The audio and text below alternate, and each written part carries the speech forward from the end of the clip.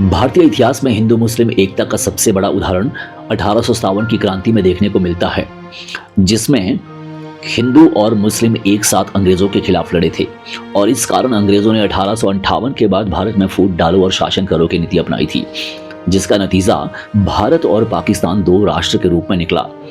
और ऐसी ही कुछ ताकतें आज भी हिंदू मुस्लिम को देश में बांटने का काम कर रही है, जो कि देश की एकता और अखंडता के लिए सबसे बड़ा खतरा है। आइए जानते हैं कुछ ऐसे मुस्लिम फ्रीडम फाइटर्स के बारे में जिन्होंने भारत की आज़ादी की लड़ाई में बहुत बड़ा योगदान दिया। 15 अगस्त को करोड़ों देशवासी भारत की आज़ादी का जश्न मनाते हैं। इस दिन हम उन सभी स्वतंत्रता सेनानियों को याद करते हैं जिन्होंने देश को गुलामी की बेड़ियों से आज़ाद कराया था। महात्मा गांधी, जवाहरलाल नेहरू, भगत सिंह, सुभाष चंद्र बोस, बटुकेश्वर दत्त आदि अनगिनत सेनानियों ने अलग अलग तरह से देश को आज़ाद कराने में अपना योगदान दिया था। देश की लड़ाई में हिस्सा लेने वाले कई नाम मुस्लिम स्वतंत्रता सेनानियों के भी हैं, जिन्होंने आज़ादी की लड़ाई में न केवल बढ़ चढ़कर हिस्सा लिया बल्कि अपना जीवन भी कुर्बान कर दिया। आज हम बात करेंगे ऐसे ही मुस्लिम फ्रीडम फाइटर्स की जिन्होंने भारत की आज़ादी में अहम योगदान दिया है। मौलाना अबुल कलाम आज़ाद एक ऐसे स्वतंत्रता सेनानी थे जिन्होंने कभी भी देश के विभाजन को स्वीकार नहीं किया। मौलाना आज़ाद ने ऐतिहासिक खिलाफत आंदोलन का नेतृत्व किया था। 1923 में 35 साल की उम्र में ही कांग्रेस का अध्यक्ष चुन लिया गया था। मौलाना आज़ाद कभी भी खुद को मुस्लिम नेता कहलाना पसंद नहीं करते थे। उन्होंने जिन्ना के अलग मुस्लिम राष्ट्र की मांग और देश के विभाजन का पुरजोर विरोध किया था। 1940 में मौलाना आज़ाद भारत छोड़ो आंदोलन के चलते समेत सभी बड़े नेताओं को अंग्रेजी हुकूमत द्वारा गिरफ्तार कर लिया गया था। उन्होंने आज़ादी के बाद सैकड़ों मुसलमानों को पाकिस्तान जाने से रोका था। आज़ादी के बाद मौलाना आज़ाद ने करीब 10 साल तक भारत के पहले शिक्षा मंत्री के तौर पर काम किया। शिक्षा के क्षेत्र में उनके योगदान की वजह से ही उनके जन्मदिन यानी 11 नवंबर को राष्ट्रीय शिक्षा दिवस के रूप में मनाया जाता है। डॉक्टर जाकिर हुसैन भारत के तीसरे राष्ट्रपति थे। वे 13 मई 1967 से लेकर 3 मई 1969 को अपने निधन तक इस पद पर रहे। जाकिर हुसैन बड़े राजनीतिक नेता के साथ साथ शिक्षाविद और बुद्धिजीवी थे। उनके व्यक्तित्व का प्रभाव राजनीतिक सीमाओं से परे था। उन्होंने हैदराबाद में प्रारंभिक शिक्षा पूरी की। इसके बाद वो अलीगढ़ मुस्लिम यूनिवर्सिटी चले गए। हुसैन ने आज़ादी की लड़ाई में भी सक्रिय भूमिका निभाई। आज़ादी के बाद उन्होंने कई महत्वपूर्ण राजनीतिक पदों पर कार्य किया। उनका मानना था कि भारत की आज़ादी के लिए अंग्रेजों के खिलाफ शिक्षा को एक टूल के तौर पर इस्तेमाल करना चाहिए। उन्होंने कभी भी पाकिस्तान के तौर पर अलग राष्ट्र बनाने का समर्थन नहीं किया। मौलाना मोहम्मद अली जौहर उन स्वतंत्रता सेनानियों में से हैं जो अपनी आखिरी सांस तक देश की आज़ादी के लिए संघर्ष करते रहे। मौलाना अली जौहर ने 14 जनवरी 1911 को कलकत्ता से कॉमरेड नामक साप्ताहिक अंग्रेजी अखबार निकालना शुरू किया था। वे अखबार में अंग्रेजों की चालबाजियां और आज़ादी के संघर्ष के लिए लोगों के प्रयास का जिक्र करते थे। मौलाना अंग्रेजी और उर्दू दोनों ही भाषाओं में पारंगत थे।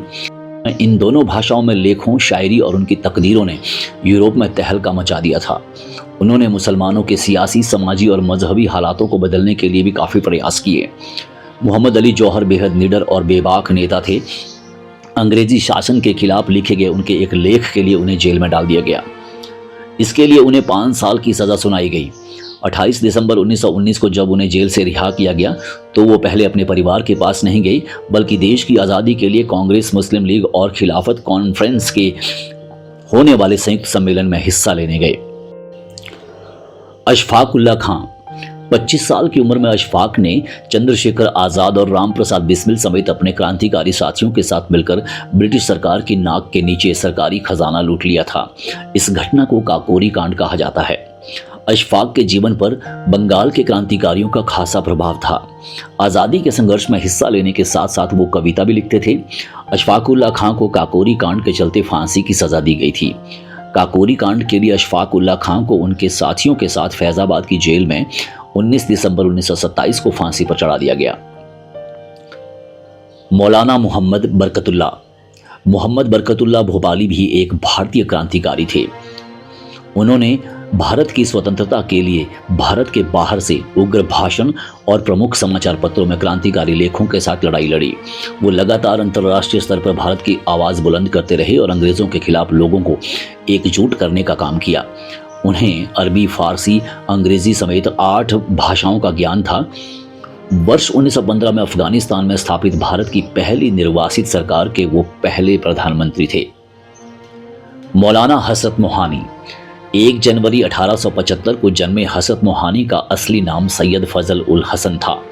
शुरुआती शिक्षा पूरी करने के बाद उन्होंने अलीगढ़ मुस्लिम विश्वविद्यालय में दाखिला लिया। कॉलेज के दिनों में ही हसरत मोहानी कई आंदोलनों का हिस्सा बने, जिसकी वजह से उन्हें जेल जाना पड़ा, लेकिन वो कभी भी जेल जाने से डरे नहीं। देश की आज़ादी की लड़ाई में वो अपना योगदान देते रहे। अंग्रेजी हुकूमत ने कई बार उन्हें जेल भेजा, लेकिन उनके कदम डिगे नहीं। आज़ादी का सबसे लोकप्रिय नारा इनकलाब जिंदाबाद हसरत मोहानी की ही देन है। यही नहीं, अंग्रेजी हुकूमत से भारत के लिए पूर्ण स्वराज की मांग करने वाले वो सबसे पहले व्यक्ति थे। मौलाना हसरत मोहानी संविधान बनाने वाली कमेटी के भी सदस्य थे। उन्होंने अपनी शायरी और साहित्य से लोगों में आज़ादी की अलग जगाई, विभिन्न आंदोलनों में सक्रिय हिस्सा लिया और ब्रिटिश शासन के खिलाफ बखूबी लड़ाई लड़ी। मजहब के आधार पर मुल्क के बंटवारे का विरोध करने वाले मोहानी ने पाकिस्तान जाने की पेशकश ठुकरा दी। यूसुफ मेहर अली 23 सितंबर 1903 को मुंबई में जन्मे यूसुफ मेहर अली को बचपन से ही क्रांतिकारी आंदोलनों में दिलचस्पी थी। उन्होंने हाई स्कूल की पढ़ाई पूरी करने के बाद ही आज़ादी के संघर्ष में हिस्सा लेना शुरू किया था। वर्ष 1942 में जब उन्हें बॉम्बे का मेयर चुना गया था, तब वे यरवदा सेंट्रल जेल में कैद थे। यूसुफ मेहर अली ने क्विट इंडिया मूवमेंट का नारा दिया था और यूसुफ मेहर अली ने ही साइमन गो बैक का भी नारा दिया था। यही नहीं, जब अंग्रेजों के खिलाफ देश अंतिम लड़ाई लड़ने के मूड में था, तो गांधी जी को इस लड़ाई के लिए एक ऐसा नारा चाहिए था जो देश भर के नागरिकों को अंग्रेजी शासन के खिलाफ उठ खड़ा होने के लिए प्रेरित करे। उस वक्त मुंबई के मेयर यूसुफ मेहर अली ने क्विट इंडिया का सुझाव दिया और महात्मा गांधी ने इसे तुरंत स्वीकार कर लिया।